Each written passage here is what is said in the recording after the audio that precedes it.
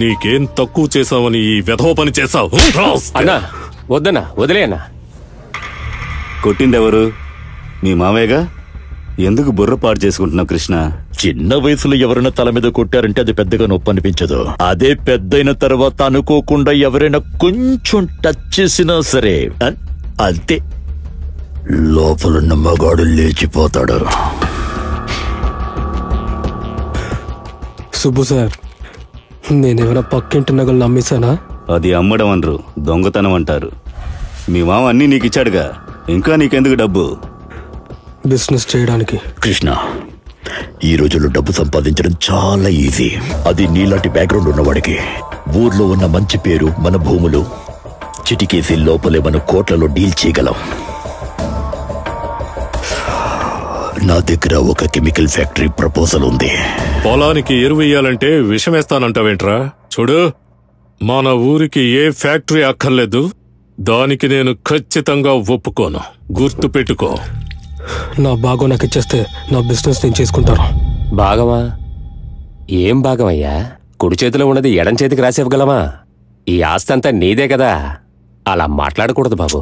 హంజీ మావయ్య, కెమికల్ ఫ్యాక్టరీలో ఎంత డబ్బు వస్తుందో తెలుసా? చూడు, రైతులకు మంచి చేస్తే పర్వాలేదు, వాళ్ళకి హాని మాత్రం తలపెట్టుకో. మంచి మనసు ఉన్న వాళ్ళకి మంచి ఆలోచనలు వస్తాయి. రాజీవా, రాజీవా, మీ మామయ్య గారు ఈరోజు మెడ్రాస్ నుంచి వస్తున్నారంట. కాస్త కారు పంపించచ్చు కదా.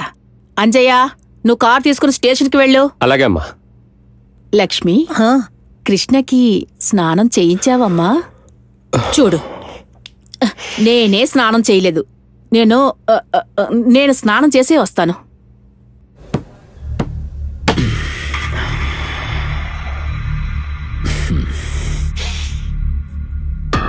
ఆ రాజీవ్కి వేరే వీక్నెస్ ఏదైనా ఉందా?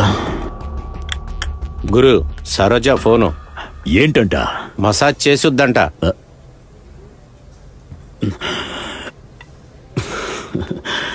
సరోజ,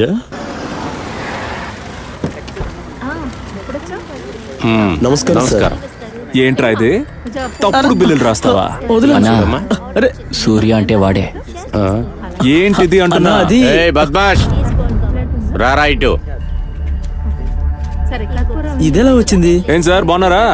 ఏంట్రా మీ బాస్ బద్మాష్ అంటున్నాడు? నైట్ జరిగిందంతా చెప్పేశావు నువ్వు?